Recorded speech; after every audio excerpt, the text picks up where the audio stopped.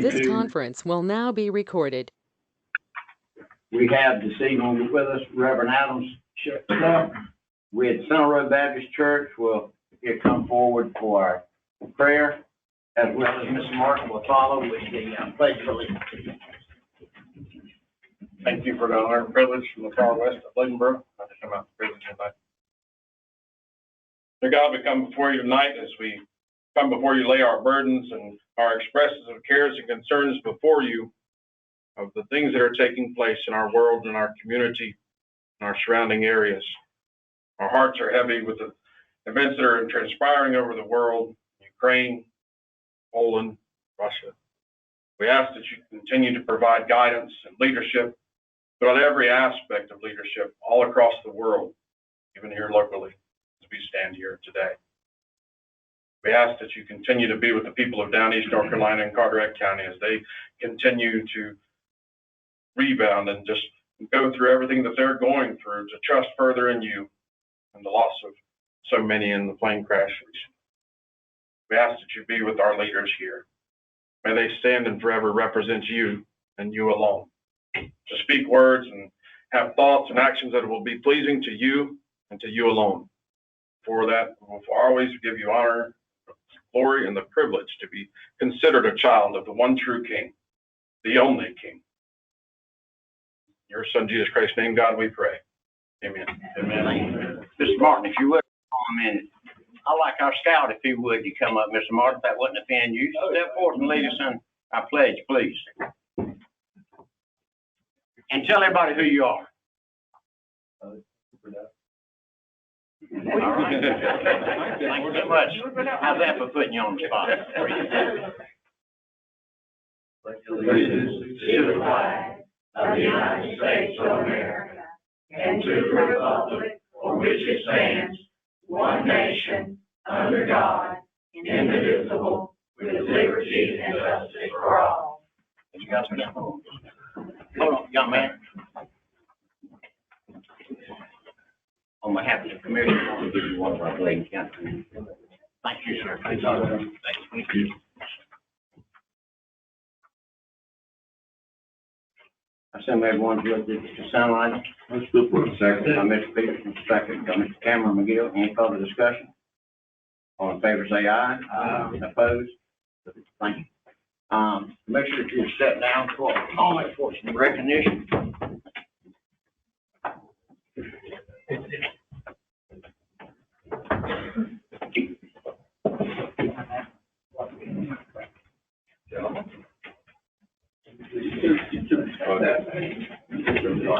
Vicky Smith, you're going to come first, if you would, please.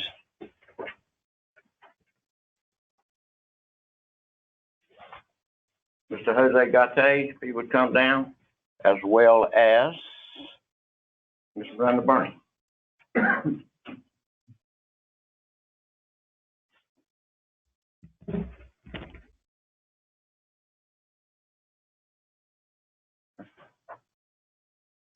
I'm going to read one of these, and they're the same, and then I'm going to let Miss Vicki give more detail on what's right here.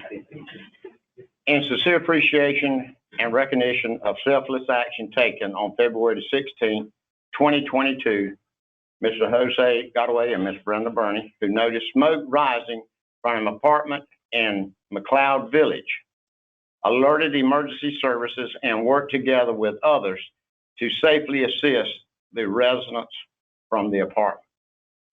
That means a lot to the community. It really means a lot to our county, knowing that you're employees with the county and part of this county family. It means a whole lot to everyone, just not the community and the commission, but to the county for you to step up and take this kind of action.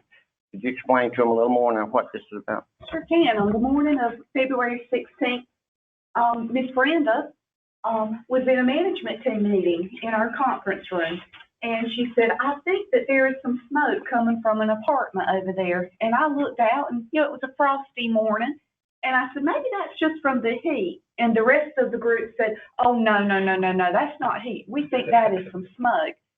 So she kept her eye on that, and we contacted Mr. Mr. Jose here, and asked him if he could check on that for us. And he did. He responded. And let me tell y'all, those county safety trainings, they were very worthwhile. He went into, he and some employees from Bladen Medical Associates, they were there. He was able to get the door open. He went in. The apartment was engulfed with smoke. And he recognized that it was a K fire, a grease fire. And someone wanted to douse the flames with water. And he said, no, you don't do that with a grease fire. You apply salt. So he rummaged through the, flour. So he rummaged through the cabinets and found, wasn't it salt? Salt and put that on there and got the smoke, the flames down. They were able to get the resident out to safety until the EMS workers could arrive. So, y'all, it's just an honor to know that we have this caliber of employees within county government, and especially at DSS. I'll have to.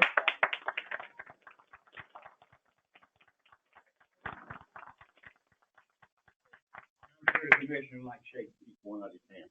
Thank you so much. Thank you. Yes, sir. Thank you. Thank you. Thank you.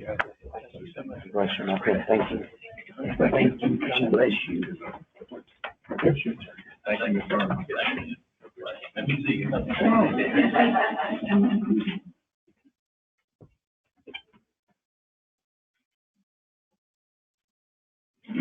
Individual delegation wish to address the commission, Madam Clerk.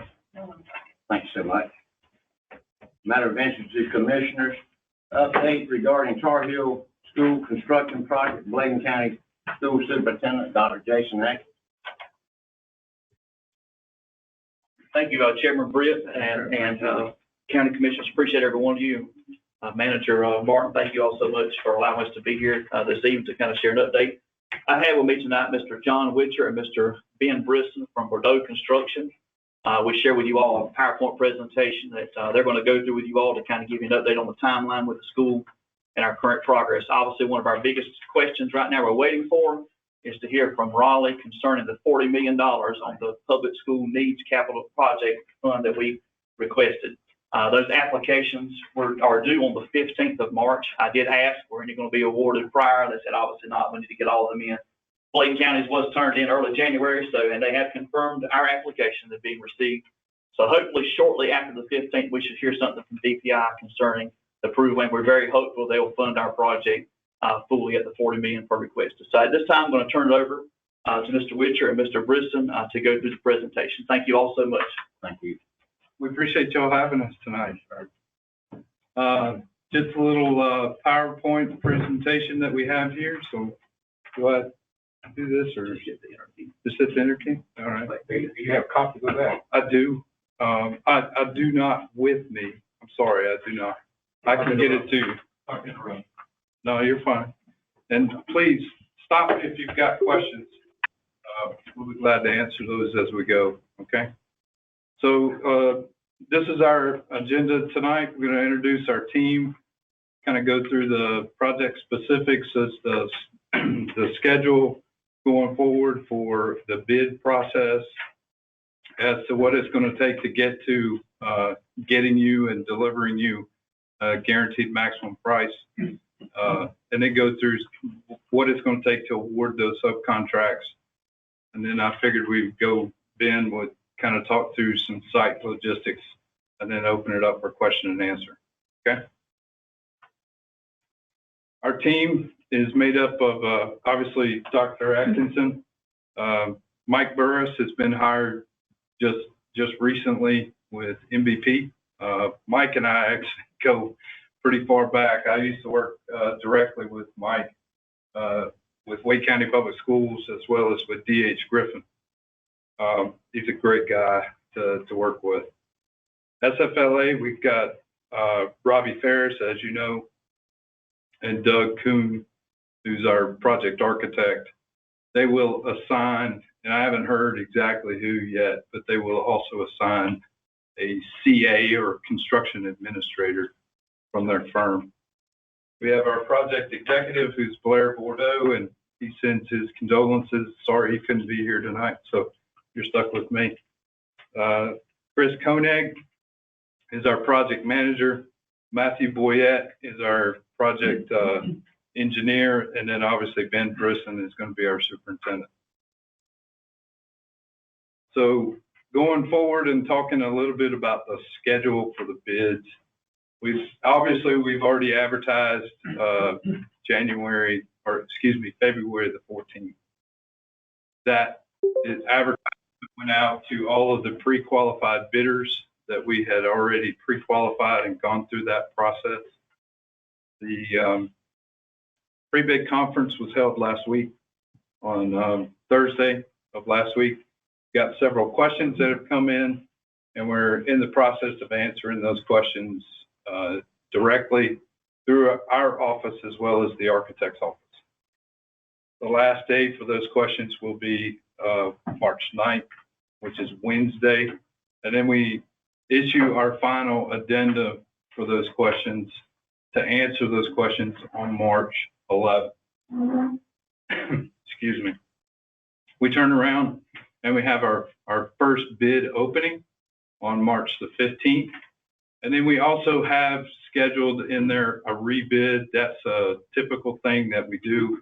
If we don't have enough to open, we don't have 3 bids to open a package, then we have to have re-advertised. We will do that very next day on March 16th, and then turn around and reopen those packages on March the 24th.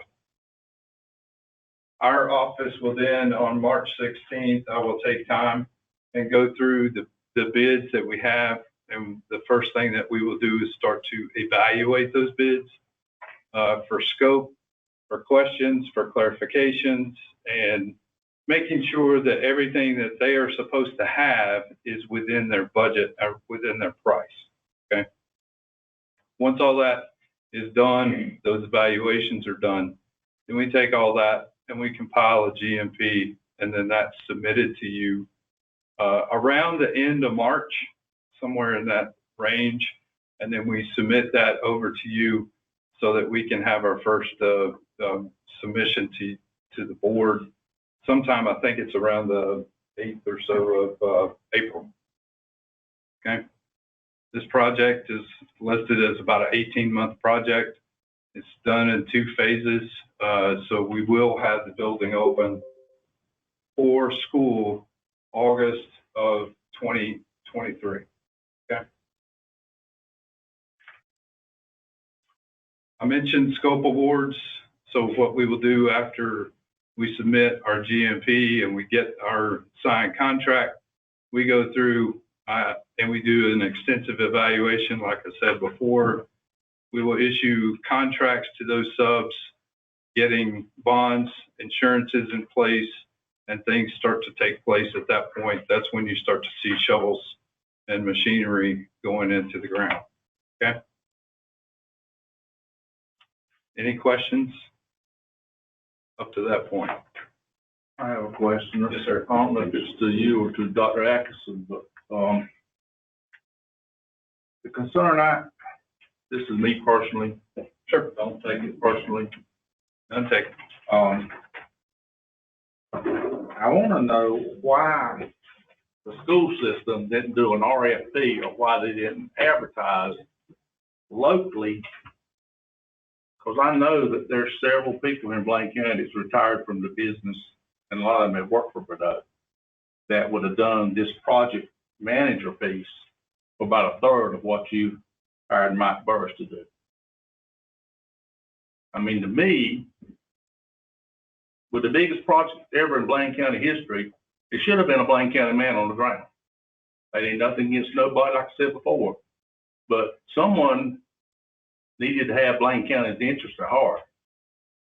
And architects make their money on what they do. So to me, that's like hiring the fox to look after the hen house. So you can respond to it, or you just take my comments as they were.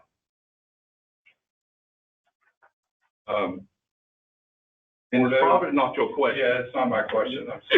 So you don't have to respond. Yes, sir. Let me ask you a question with some assurance. When this bidding process gets underway. Yes, sir. This process comes in.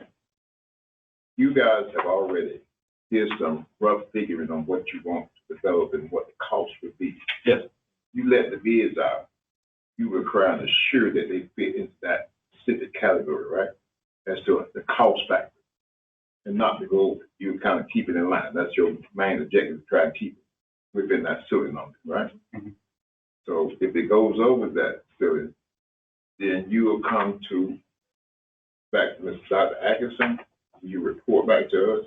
Well, I'm asking, when will we know when that ceiling is finished? You will know that ceiling, prior to the bid openings. We give you the figures, okay? And then we compare in real time. As soon as I open a bid, I know exactly. I sit at a table with a computer. It has the bid number and my budget number, and we're doing a real-time comparison. So it's change, the other part, like change orders, Yes, that sometimes you come in with, say we need to do a change order. those are taken care of by allowances, unit prices that are built into these contracts. So those costs are built into a Yes, separate sir. category. Yes, I just want to make sure that you have that built in. Yes, sir. So that's not necessarily true. Change orders could exceed your GMP. Sometimes they do, and if the owner requests additional scope that is above what's shown on the plans, then that's when a physical change order is indeed in order. I have two questions first. Yes. When it comes to the contract, it's an open bid, Yes. and you take them all in that day, then you go open them one by one, or No, you take them as they come in? It is a public bid opening. Okay. Yes. So if there are change orders that does not change the scope, who eats that cost? What we do is we figure in the cost of the work, allowances to handle those kinds of things. If it does go over, and I like to explain it in this term, if the plans call it to either be black or white, the gray piece is what my bid package is explaining, okay, to those subs. And if for some reason there is a mistake that is missed, that is when we dip into our contingency to fund that. If it goes over that contingency, that's when we eat it. Okay, what's that 10%? I mean, what percent you have out? We have 3% 3%? of the contract. Okay. And then my last question is, there was an issue with the septic system. Has that been installed? It's been in progress now. Okay. Right now, that is being installed and it is due to be opened and up for operation about the middle of April. One last person, Larry, when you came in or we did the construction on the jail, and you came in and consistently kept us updated. Yes. On where the status of everything would be. So would that be coming through the Board of Education, or how would we correlate that to know that we on that playing field where it's a status? Our intent is to have regular update scheduled and working through project management. We've actually asked for a weekly report that would include pictures as it's going each week. So we can, our goal, and I already talked to Mr. Martin about this, not only would that be shared with the board, I would just send that to Mr. Martin, who would then share it with all the commissioners. So week by week, you would see the progress that's being done on the building. Then also we'd schedule regular updates as we move through the project. Right. If you're interested in a monthly update of some sort, then that would be on us to come in and give you that update. What is the capacity of this school? Good question. 800 people, it said last time. What is the capacity currently of Tar Heel and East Plainview right now?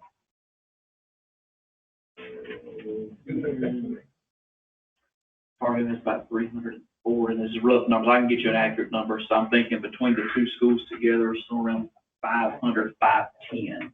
And maybe off a little bit. I'll get you all an exact number of the enrollment. I'll get that to you all tomorrow. Are we building 800 school? Are you got plans for consolidation or something?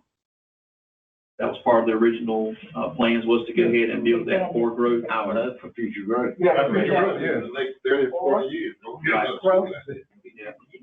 And that was discussed in the plans. That's when they actually add additional 6 classrooms to each wing. Right. That decision was made in the build for that to allow for growth in there. Again, it depends upon configurations because you have class size restrictions in grades K through 3. Yeah. So depending on the numbers of kids in those grade levels, that might say one year you've got 2 kindergarten classes, next year may end up being 3. So K-3 fluctuates depending upon what those class size. Those are dictated by the state. When it comes to grades 4 and above, there's no set class size limit. So that does change, and that happens to us even in our other schools from time to time. Is one year you may have 3 in a particular grade level, next year may go to 5. So, I think the goal was when the original plans were discussed, even early on, before I was superintendent, was to allow for that capacity to have growth in that building. Mr. McGill, I just got one question on this. It's the best time to ask it, but I'll go ahead and ask it. And I think it's because I think it's what's on the mind of a lot of people in the county. Obviously, we got a lot of issues right now in schools with the number of teachers and those that have students in the schools, or they don't have teachers, or they don't have teachers in the field that they're teaching. But one of the first meetings that I was a part of with the school was a lot of information about the high-tech nature, which is great. I'm not against high-tech things.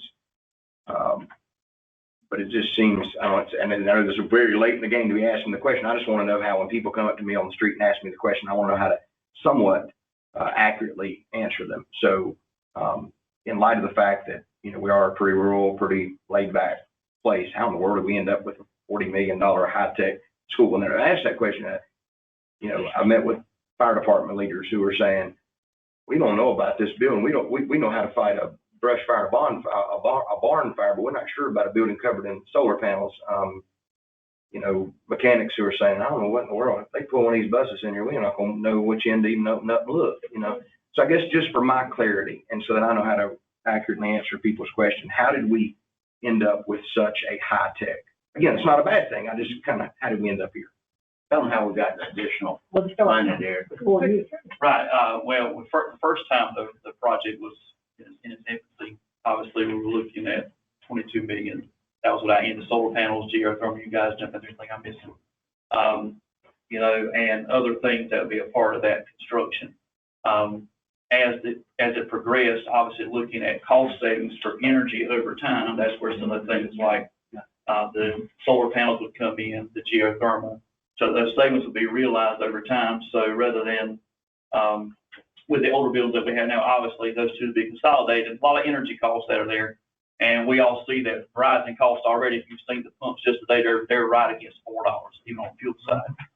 So I think in conversation and working that's when Mr. Ferris came for the meeting in November with the two boards to talk about some of these additions, and then the additional funding be available to offset that, and potentially additional grants maybe with some of these things that would produce additional funding.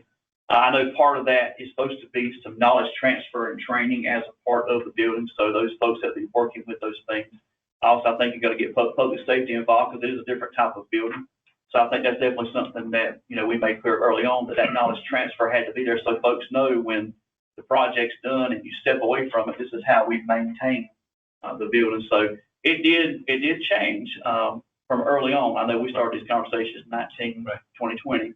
But obviously, as it moved forward and additional funding came, it was an opportunity, I think, for the district at the time and the county to look at a building. Obviously, the building itself is supposed to be a teaching model in terms of thinking about, especially middle school curriculum and STEM activities, how the building generates the electricity, the different things that go into that type of technology.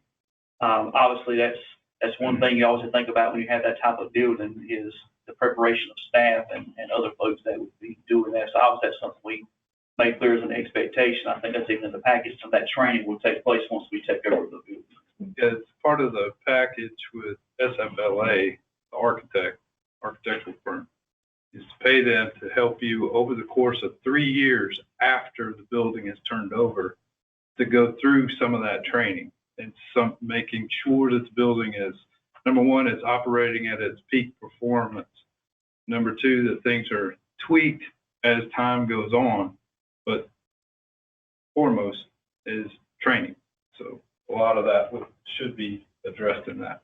Well, the last thing I'm saying, on that school back years ago, when we was trying to prepare schools for high tech, we spent hundreds of thousands of dollars more trying to get these things ready to even put technology into running wire, running all kinds of equipment, putting all kinds of stuff. So to me, this investment is just the ideal type of investment to make up front. We spend enough money putting in equipment to run these daggone schools over the last 20 years. Then what you talking about paying for this? We would spend $700,000-$800,000, all kinds of money, just to try and put the technology into these schools. So if it's coming high tech, to me, more power to the high technology. Mr. Chair. Thank you for being recognized. Only thing I want to say, there was a question about how the fire department would be involved with this. But when I did rescue work, if something come up new, I had to go back and get more training. That's what I had to do. So I assume the fire department people will get extra training in order to be able to work at that school if it's necessary. Okay. Mr. Hester had a question. I guess this is for Dr. Axon. At this time, this is one of the questions I've been asked by several people in the Dublin area. There is no intent to close Dublin School and combine them with the new target. Is that correct? At this time, there has been no discussion about closing Dublin School. At this time? Yes. But, I have not been involved in it before, and I have not entertained that at this time about Dublin closing. The intent of this project, when it went out the gate, was for the consolidation of Plainview and Target. My only comment is, in 2014-16, those years during that time, he went to, I think he did a Hope County or one of the other counties with a new school, yes, and had this closed, and we looked at that. And that was something that the board actually looked at a model to either consider for our new schools up here. So it's not something new. It's already available in other schools. They use the technology in their curriculum, and at the same time, hopefully our students will benefit from the new curriculum. I think it will. Mr. He was first. I just follow up my question. I used this illustration a few meetings ago. You build the finest hospital in the world, unless you got doctors and nurses. Don't take me there. So is there a plan in place to make sure that somehow we've got the teachers? I want my kids to learn about solar panels and all this stuff, but I really want them to learn to count and read. So is there a plan in place? Are we recruiting so that we can have teachers to fill the classroom? That is something we've asked our board to set up an ad hoc committee to assist us with personnel, recruitment, and retention. Also, we're going to be presenting to you all some things as it relates to budget, because obviously one thing that attracts that Bladen has a need with is local supplement for teachers. We are behind some of our neighboring districts around us, and that's one tool. But thinking about some ways we credibly do that, we're not the only district that's having challenges with personnel. A lot of folks are. There was a lot of retirement that came during COVID. Folks had their time; they went out. Right now, you'd have folks that would move around from district to district throughout the year sometimes. Some of that challenge now, because of some of the COVID bonuses and different things, folks have stayed in place for the most part. Sometimes, it's not unusual for us to have at the end of the school year to pick up 2 or 3 districts from Robinson County, Columbus, that are coming to the area. One thing that also hurts us that I think impacts all schools in the state is the number of students who are graduating from schools of education is way down. So obviously, we have that concern. Folks are not going into the field of education like they were before. So it's on us to work with our leadership in DPI to think of other ways to try to get folks licensed to teach. I know we're partnering with BCC is looking at what they call 2+2 preparation program. Hope we'll be able to do that. There may be some kind of program. I know one district has shared at a meeting I was in that they were partnering with their community college, offering a scholarship or tuition, that there'd be an agreement that if you go through this program, if we're able to do that, you'd come back and teach our county for 3 years or 4 years. So we're thinking through some different things like that, because we've got to do something to help not only attract folks to work with us here in the county, but also to retain the folks that we do have. I was just going to ask real quick, and I know it's probably been said already, when the project made a double or jump from the 22 original project to the 40, the additional funds that came in, were they target specific only for, was it for Bladen County schools, or was it only for the bread and butter going into the Tar Heel project? In other words, how was that, those additional funds that were made available by whomever, are they target specific, or could they be used for anything? Well, we had in the application, we had to make it specific, and it was for the Tar Heel project. Yes, sir. One thing they reinstated that was different from the first was with the first application, you had to forfeit getting lottery funds for a period of time. With this new application, that has gone away. So part of that legislation was now that we could still receive lottery funding. We were going to have to give that up on the first application. So obviously those bring up that for other projects that would be needed as well. But yes, sir, that was targeted just for part of that. It was encouraged too, wasn't it? It is. And Chairman, if I could share with you, I just had one of my staff members send, this is the number right now, current enrolled. Tar Heel's at 294, and that's as of today. And Plainview's at 176. That would not include pre-K on that. 470, 46, 360. 407, 470, yes, sir. That's current. Now, obviously, you know, I've asked our staff, because we're at that point where we're starting to talk about budget and planning for next year, to start doing projections for, you know, students that will be transferring to Tar Heel from a feeder school potentially. Sometimes you have students from Bladen Lakes that would go to Tar Heel depending on where they live. So we'll have a more accurate picture of what that is. But again, you know, the goal was to build that capacity for growth. Mr. Chairman, I just got one question. What's the status of certified teachers in the 7th grade at E-Town Middle School? I know that the school has recently had interviews over the last week or two. We're hoping to have some recommendations to the board at our next meeting. So we have had some schools that have had more staffing difficulties than others. That goes back to what Pastor McGill was saying, is we've got to find what that is to help recruit and retain. And it's not just an issue we're dealing with here. A lot of districts are facing that. We've been fortunate. We did have some retirees that came out and helped us for a period of time. Obviously, they're limited. That's one way that the state has hurt us, is having that cap. Used to, retirees could retire, do their period, and come in and work full time. But now they have a cap, and that has actually hurt us, because over time we've had several retirees that came back before they had them and would come back full time and draw their retirement. Obviously, the state's saving because there's no benefits on the second go around, but that definitely has been a concern for us. So we're hoping they'll have some recommendations for the board. I know he has been interviewing for those. But as superintendent, you have the right to move teachers around from one school to another that don't have the certified teacher? Yeah, we can shift staff, yes, sir. Mr. Bullock and the rest of the commissioners, let's stick to the matter on hand on the building, you know. One more question. So I don't know what the numbers are, but the growth at Tar Heel is slim to none. I represent the Dublin community like Mr. Hester, and there is concern about that. I mean, I don't know why you would almost double the capacity of the school if you weren't going to put kids in there. It only makes sense. And the other thing is, I was wondering, I know you said the 40 million is committed to Tar Heel, but is our portion committed to Tar Heel, or could that money be used for, say, Listtown Primary, or could it be used to other schools? My understanding was that 7 million that you all agreed to was committed to the Tar Heel project based on, that was my understanding. But obviously, you know, as a board, you could make a different decision, but that's. I mean, there's so many other needs, like Listtown Primary busting out of the seam. Yes, sir. Okay, come through. That is one thing we could look into. The new legislation that Dr. Atkinson referred to earlier also provided a match requirement of only 5%. So for the 40, you remember earlier it was 3-1. So this is much lower. So for the 40 million, the county would be required to, based on the legislation, to commit to in addition to it.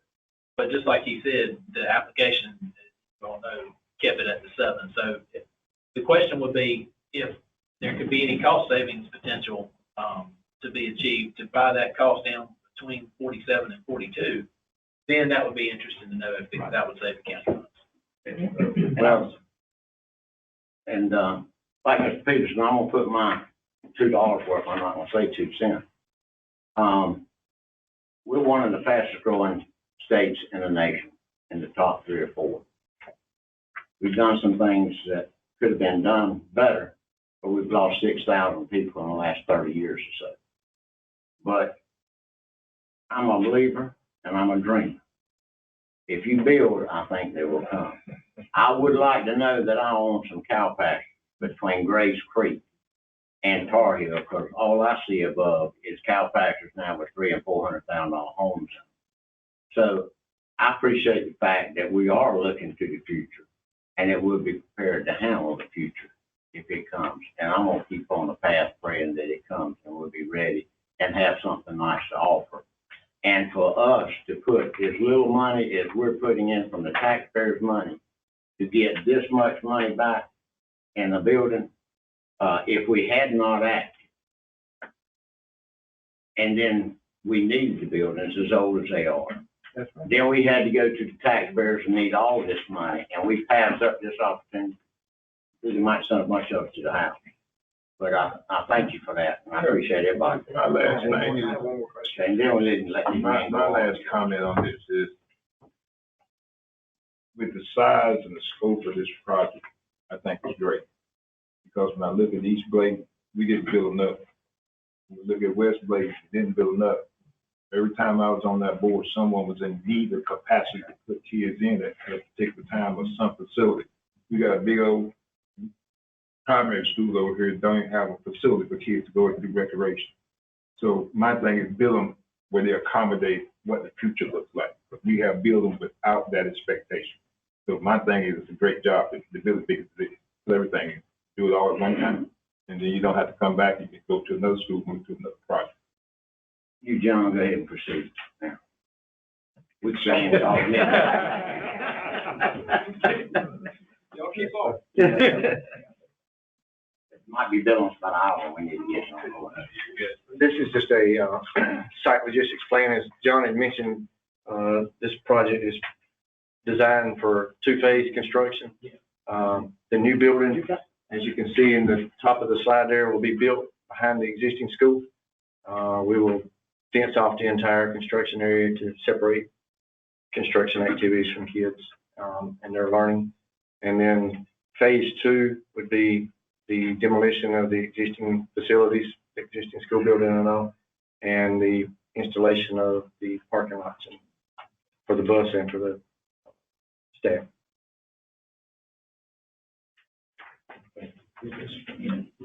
We'll get back into that. Run. I just want to ask, Craig, you mentioned being up in Wake County for a while. I was just wondering, schools like Panther Creek and all those 8 high schools that went up. Yeah. All right. How much were they? What was their budget for something like that? I mean, I'm just asking. Keep in mind, Panther Creek, you mentioned Panther Creek, so I'm going to speak to that. That's fine. I built it. Panther Creek was built in somewhere around 2007, somewhere in that range, 2008. I'm going off memory. I thought it was a little newer than that. I didn't know. It's a high school. And that is somewhat unfair to compare. That site was a brand new site. It built brand new fields. It had a field house. It had, a football stadium, the works. But I think if memory serves me right, that was right around 80 million. So, yeah. I was just wondering. To give you a sense, an elementary school somewhere in the 30 to 40 million range, a middle school somewhere in the 60 to 70 range, and then a high school nowadays is somewhat over 100 million. You're saying the 40 is like a going rate right now. That's not inflation, right? So Tabor City's building one for 16 million, I believe it was. Okay. K8. They just started breaking ground, already broke ground. That's kind of what I was wondering. I mean, I was just wondering, they put up 7 million, within a little small area there. I was just wondering. Thank y'all for coming. Yes, sir. Thank you. Bladen County Schools, Benny Lennon, Maintenance Director. Commissioner. Okay, let's go. Hold on there, Mr. Young. Okay. Matter of Interest Commissioners, go ahead and have a seat. We're gonna do something. Matter of Interest Commissioners. Mr. Britt. Yes, sir. I got a call back from Freedom and Mr. Martin got this email I passed out a while ago. And what, I don't know a whole lot about it. I do know that, MCOs are trying to, keep the proposed child and family specialty plan, and there's rumors that the state wants to do away and give it to a private. And they asked, would we endorse this letter to the state, supporting them and against the state's move? And I would make that motion if it's in line. I would second it. A motion by Mr. Stevens, second by Mr. Cameron. Any further discussion? I'd like for us to request Stephen to come in and kind of update us on stuff since we haven't seen since we started this contract. If we could. I think it's awesome because I mean, I was on the Medicaid Transformation Board in Raleigh, and that was one of the things we really want support when it comes to foster care system children. So it's necessary. It's awesome. All right, am I understanding this right? We got a motion and a second, so we want to go ahead and vote on it, and then we'd like to ask them to come in? Yes. Okay. Any further discussion? All in favor say aye. Aye. Opposed? Thank you so much. Yes, sir.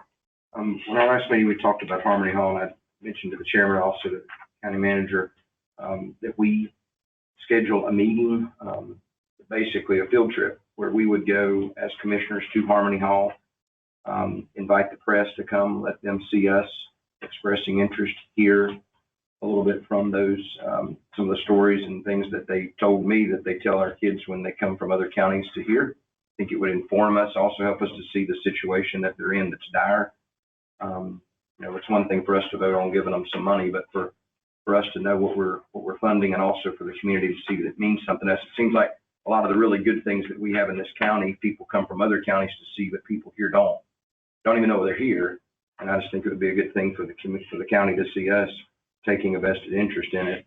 If we don't do something quickly, Harmony Hall will not be there anymore. Just a thought. I personally agree with you, but is that a form of promotion? I would like to make that. Second. Cameron made a motion, Mr. Peterson second. Any further discussion? That's to do what. Yeah. Yeah. After we can meet and discuss it, I mean, it could be a form of meeting, that's the way it would have to be anyway. No, when we had this, Ms. McGee, when we had this conversation about Harmony Hall, we was talking about helping them with some improvements to the building. Do we have any idea of what it's going to cost? Absolutely. Well, and that's what, again, I think we could sit here, I think that's a portion of. yeah, that we could see, here's what they're asking funds for instead of a pig in a poke, so to speak. I know they sent letters. I think all of us got We got a letter. asking for help. And, I mean, I'm supportive of them, but the history of it, not agree with the trip for me to go that far. I mean, for a meeting. Although you're talking about scheduling a regular meeting. Huh? I've personally been there. Boy Scouts, many a time. I don't need to go Okay. here itself. I've heard. Again, I think it was more than probably just that the community could see that we were interested in it. That was sort of just. I just think everybody ought to just get together. If they want to go out there, just go out there. Let's not have a formal meeting. Yeah, that's right. Yeah, because a formal meeting, we're required to go. Yeah. I'm asking, do you have access where you can see what's there? That's what I'm talking about. Inside and outside. Can you access? Go over and see it separately or something. Well, the only reason I mentioned a meeting was because I know the whole core. Yeah, right. So that was the only And I'm fine, but I think we need to figure out another way to start a formal meeting. That's Well, me personally. what we can do, I mean, you doesn't have to come.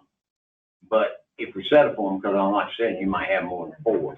I say set the meeting, if you can come. If not, at least we're protected for the ones who want to come. If we got more than 4, then we're fine. But no offense taken if you don't go, because you're familiar with it. If you go there, and see destruction, is somebody gonna be there to tell you how much it costs? Yeah, that's what it says. They're gonna be there to show a presentation and show us the problem.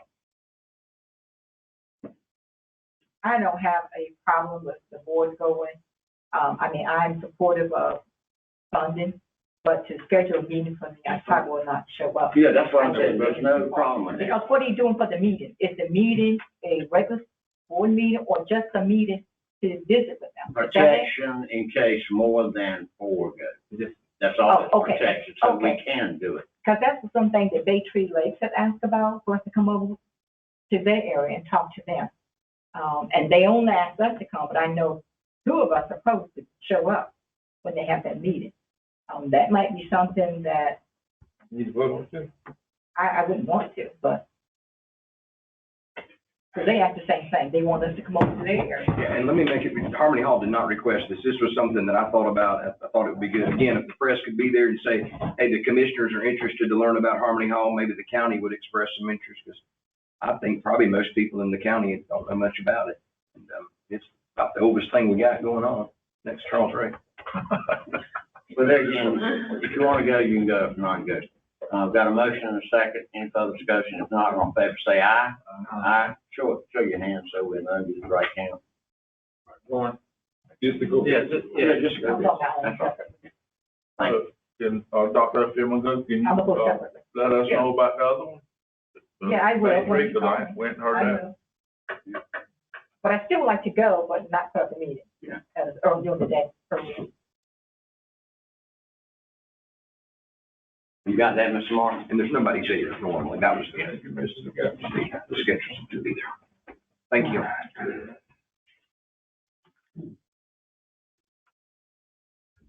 Bladen County Schools, Mr. Benny Lennon. Right, correct. Good evening, Mr. Chair and board members. You know I'm not Mr. Benny. Well, He's here with us. you, She's doing the first run, so I can see how it goes. thank you. I'm Susan Harrison. I am the finance officer for Bladen County Schools. But Mr. Benny was not in his position at the time of these projects, so we decided that I could just come and maybe share those with you. But you should have before you the projects from November 16th through February 25th, a total of $215,134.75. And Bladen County Schools is just asking for approval for these funds for our capital project. Motion to approve. Second by Mr. Cogdale, we got a second by Mr. Bullock. Any further discussion? One question, please. Does it matter, since you got easier funds, does it matter where this comes from, or could you balance it differently so you could have more lottery funds, or does it matter? I'm just ESSER curious. funding has to be used for anything, it has to be COVID related. So Okay. learning loss or anything with COVID, that is COVID related is what we have to use those ESSER funds for. And we're trying to be very careful to balance. If we can use ESSER funding for it, that's what we're using it for. If we can't, then we're going to lottery or capital. Have a need, so it doesn't matter as long as it gets done. I'm just curious. The reason I looked at some one you have it too, when you said the self-open doors. I remember back when this COVID came through, everybody was installing them doors all over the place. You didn't have to do nothing but not touching to get into them. So that money funding that you have wouldn't be able to do that. We could do that, but some of these doors are the doors that West Bladen for, the locks, the actual lock piece went out on the doors. Okay. Yeah, because those are the same ones that were there when we built the school. Okay, I know everybody was putting them in fire departments, everybody was coming in on those doors. You didn't touch. You just Right. push a foot or something, you open them up. All in favor, say aye. Aye. Opposed? Thank you. Thank you. Health Department, Terry Duncan. Isn't it a great day? Yeah. It's a great day. All right. As of today, there are some new guidelines that took effect. And as you know, that the CDC has a new community transmission level, high, medium, and low. And in reverse, it goes green, yellow, and orange. It is built so that, we've learned so much from COVID. We now have the vaccines, we've got more immunity, every month we continue to learn more. This allows us to now look at our own personal risk, organizational risk, gives the guidelines on when to strongly consider masks. Certainly for folks that are at high risk to continue to wear masks. And as of today, there's some great news in Bladen County. It's our third day at less than 10%. Today we're at 7% in Bladen County. And in North Carolina, we were at 3.9%. So remember, our goal is to be 5% or less. We've had no additional deaths since we met last time. Great. That's always a great thing. We also have less than 30 cases, active cases. Again, we take that with a little bit of caution, realizing that they're doing a lot of home testing and people are not testing anymore. So we know that for every one case in an adult, we've probably got 2.5 times more than what we're actually having reported. And for children, it's estimated that there's about 5 times more than what we have. But what we know today is less than 30 cases. We have 4 hospitalized today in Bladen County residents. And we also have 1,140 in the state. Y'all can remember when it was greater than 5,000 just a few weeks ago. So we are excited about where we are. We are not out of the pandemic. We will continue to monitor it. We will continue to follow the CDC guidelines and the DHHS guidelines. We're in a good place. Dr. Duncan, could you tell us what's going on with the flu right now and turning into pneumonia? Well, the flu has been more this year than last year, and it started early on, both flu A and B, and flu B is one of those that's a little more rare to see. And so there's just some reason it's back. And there also is another virus, the stomach virus, going around as well. It's pretty wicked. It seems to be tying in with the flu too, when they get diagnosed. Pretty bad. And the reason I say it, it's gone through my family. And my son was diagnosed with pneumonia on top of it. And we know, people that had COVID, we don't know the long-term effects, and is that causing, some people that land once they get the flu, there's a lot of assumptions out there, we just don't know. Thank you. Have a good evening. Emergency Services, Nathan Dowell. Good evening. I hope everybody's doing well tonight. As you'll see from the agenda, I'm sure you have copies of, for action item A, a copy of the letter from Johnson Law Firm where a memorandum of understanding was advised and approved. I hope everyone's had a chance to look over that. I'll be happy to answer any questions. Second by Mr. Peterson, second by Mr. Hester. Any further discussion? All in favor, say aye. Aye. Opposed? Thank you. Item B on the agenda is the agreement for East Arcadia, the former East Arcadia Fire District, to contract a portion of that district with Acme, Delco, Regalwood Fire Rescue. I know there's not a map attached to this contract. We have one. That's my fault for not getting it in there. But just for knowledge purposes, everything north of the railroad tracks in East Arcadia is what ADR will be covering. I had a meeting today with Buckhead about south, so that contract will probably be forthcoming in the next commission. Motion to approve. Second. A motion by Mr. Bullock, second by Mr. Hester. Any further discussion? All in favor, say aye. Aye. Opposed? Thank you. Thank you. Economic Development, Mr. Chuck Eustace, Director.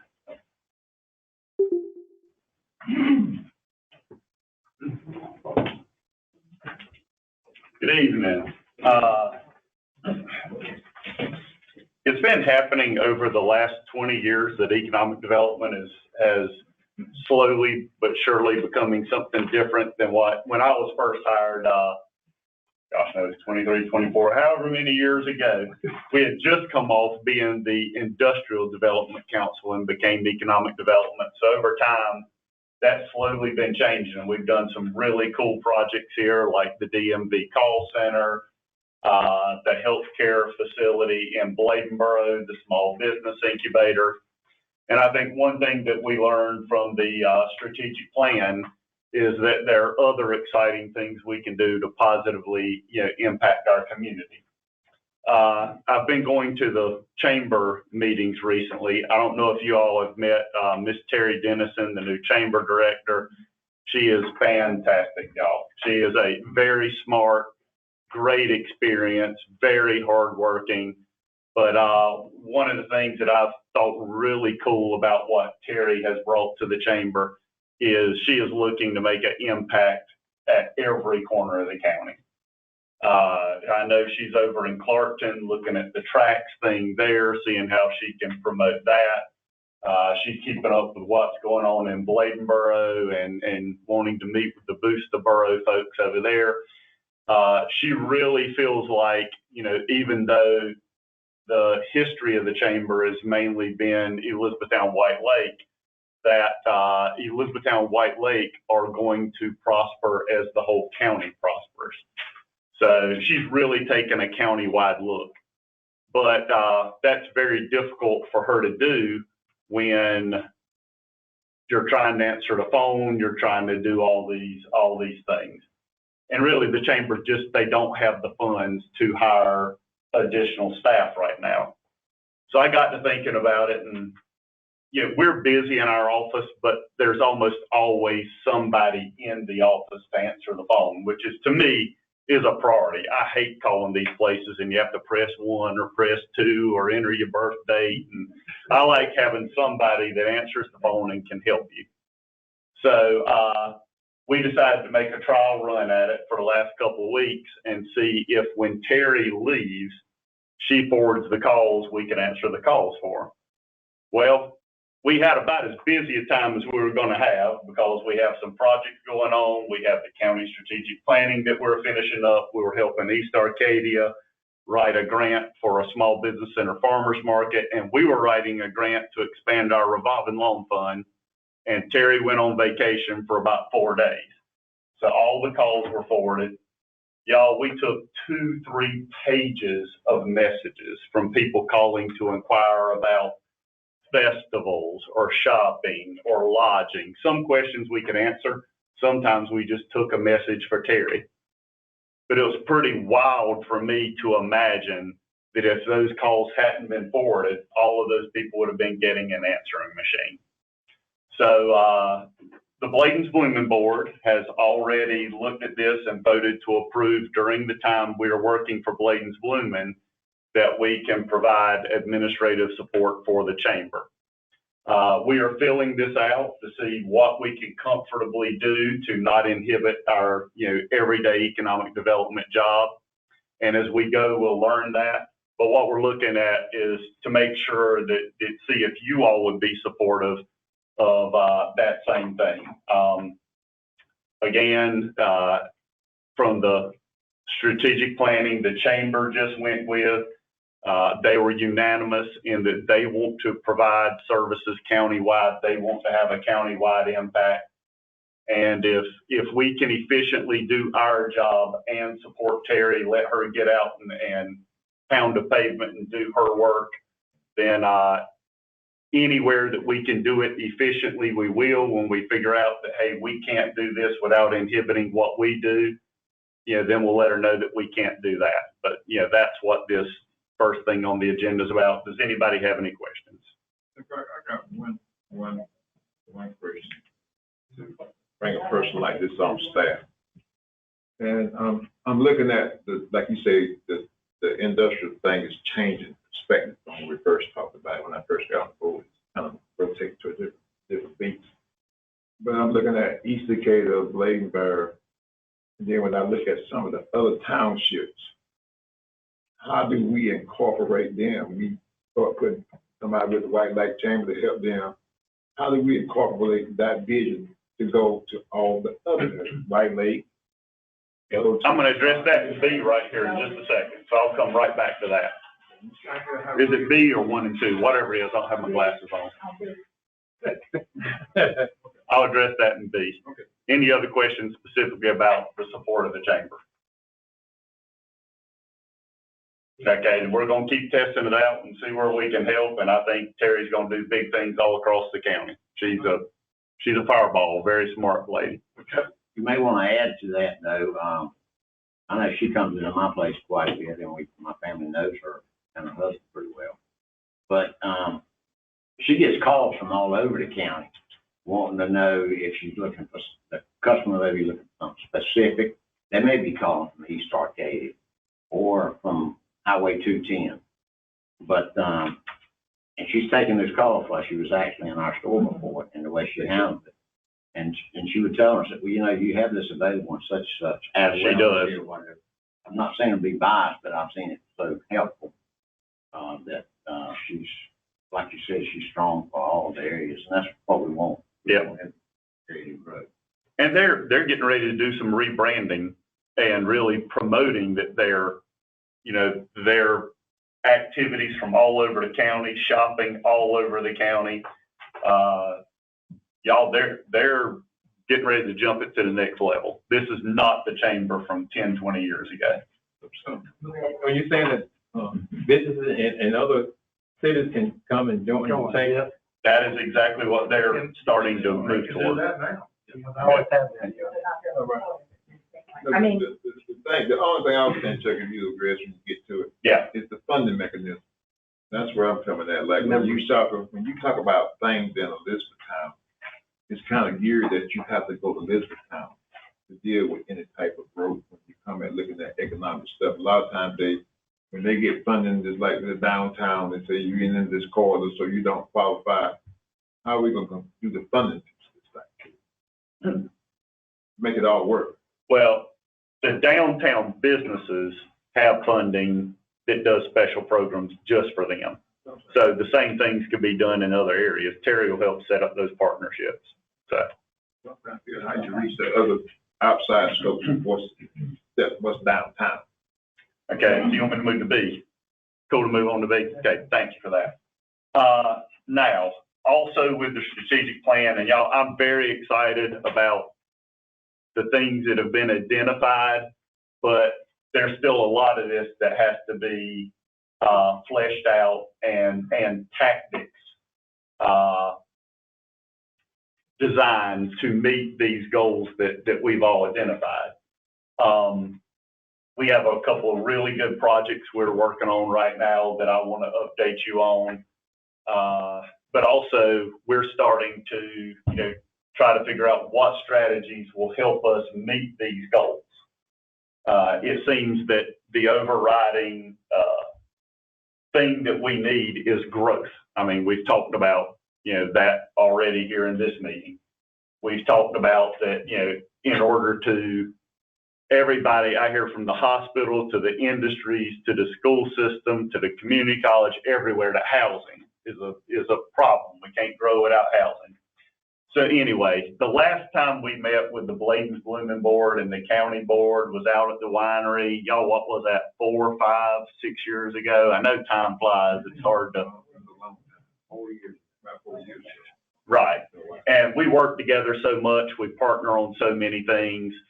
I think the strategic plan and developing new tactics makes it a really good time for these two groups to get together. I want to run some ideas I have about the future of economic development in the county and how we can address the goals in the strategic plan of housing, how we can address entrepreneurship, how we can address people recruitment. And I just want to, hear from the two groups how y'all feel about our ideas, and then we'll start between local dollars and partnering with towns or going to the state to get funding. I need to make sure that our priorities are aligning and you like the activities that we're thinking about as I move on toward addressing the things in the strategic plan. So not suggesting a date. If you all can work with Greg and figure out a time that's good.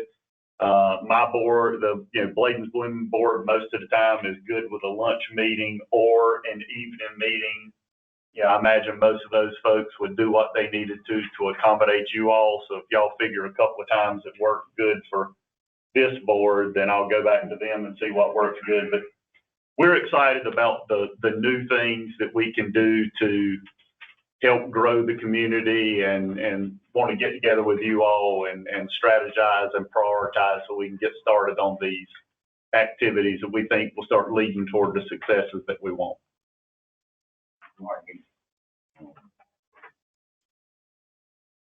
Can we just pick a date now? You can. I was gonna mention it when we had the calendar, but yes, sir. Oh, okay. Keep going. That's it. Thank you. Thank you. Thank you. Advisory board appointments, Bladen County Regional. Aaron Henson. Second, got a motion by Aaron Henson, by Mr. Pearson, Aaron Henson. Oh, okay. And second by Mr. Cameron McGill. Any further discussion? All in favor say aye. Aye. Opposed? Parks Advisory Board. Zach Campbell. Zach Campbell. Is there a second? Second by Mr. Hester. Any further discussion? All in favor say aye. Aye. Opposed? Thank you. Juvenile Crime Prevention Council. Troy Cronk. What's the name? Troy Cronk. Troy Cronk. Motion by Mr. Peters, second by Mr. Hester. Any further discussion? All in favor say aye. Aye. Opposed? Thank you. Mr. Martin. Thank you, Mr. Chairman. I'd like to review the calendar with you for the remainder of March and as well as April. And just point out that, on Thursday the 10th at 6:30 p.m., the Elizabethtown White Lake Area Chamber of Commerce dinner meeting will be held at Louisville Vineyard in Dublin. On Saturday the 12th from 11 until 4, the Dublin Peanut Festival fish fry fundraiser will be held at Louisville General Store outside of Dublin. On Monday the 14th, I wanted to bring to your attention. Mr. Martin. Yes, sir. Question on the 10th. I mean, is it 5:30 or 6:30? Oh, it's maybe 5:30. Okay, I didn't look at that question. I think it starts, maybe there's a little reception time, Well, only a couple of them start with 6:30 if we want to add. I think it's right on the reception time. There's cocktails Yeah. at 5:30, whatever the heck Okay. cocktail. I think it's around the 6 o'clock, but we'll confirm that. Okay, thank you. Yes, sir. Go ahead, Mr. Martin. On Monday, this is a new item that's just come up. On Monday, the 14th at 11 a.m., which is next Monday, there's going to be a ceremony at the Sheriff's Office, Law Enforcement Center with USDA. And I haven't seen any written notification about it, but you all recall that we applied for USDA funding through Ford County for purchase of patrol cars. Loan, it's actually 0% loan money for patrol cars as well as equipment and solid waste. Well, we just found out that has been approved, and they want to have a ceremony like a large check and that type of thing, and asked about having it on center. So that will be next Monday, 11 a.m. I understand the state director may be here, but as we find out more written information, we'll share it with you. 10. In college, when you talk about funding of that program. Yes, sir. That's right. It's 0%. At 0% interest. So it helps spread that cost out. Also that evening at 5:30, the Health and Human Services Advisory Committee meets. On Monday, the 21st, also you all may have seen that there's going to be a ribbon cutting ceremony at Bladen Community College in the Cape Fear Farm Credit Lobby 29. That's at 12 noon. You're all invited to that. Also that evening, the board meets here at 6:30 p.m.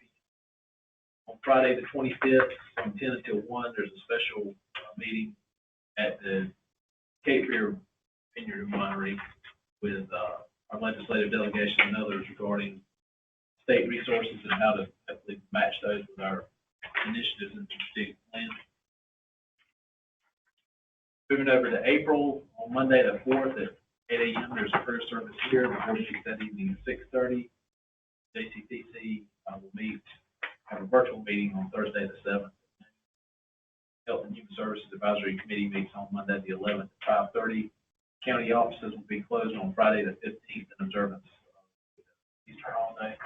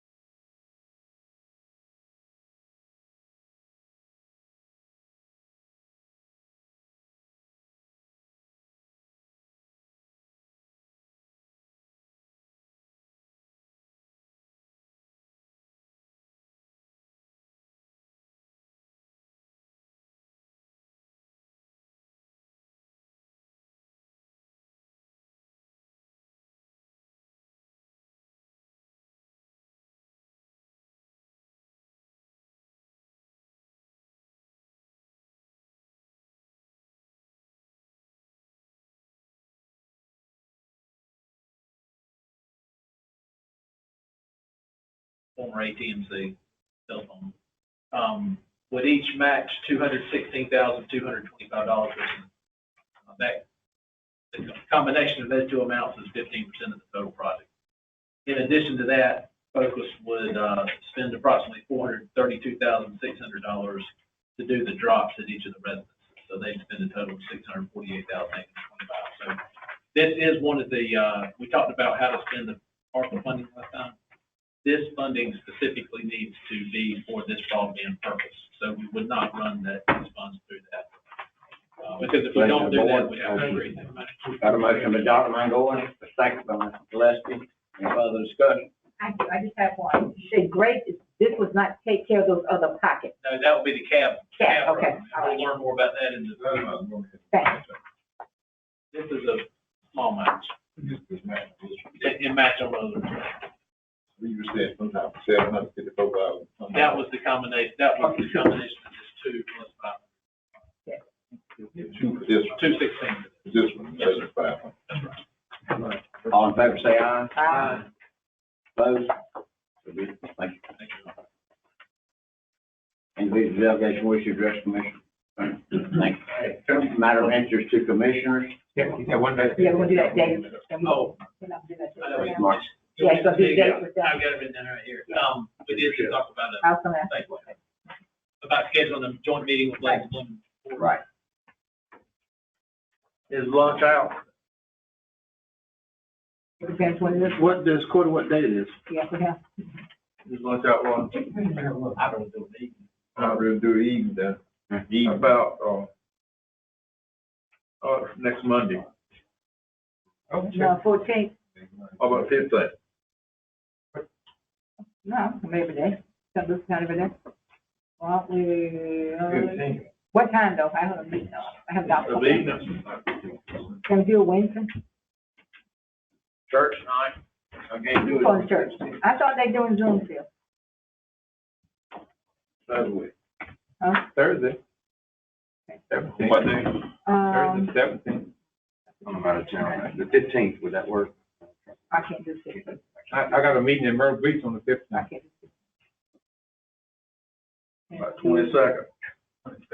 I don't think I'm still the easiest person. I'm like, just call me and tell me when. We have a meeting. I'll be out of We have a town. business I meeting. got surgery. Well, when are y'all here? I mean, y'all post some dates out. November.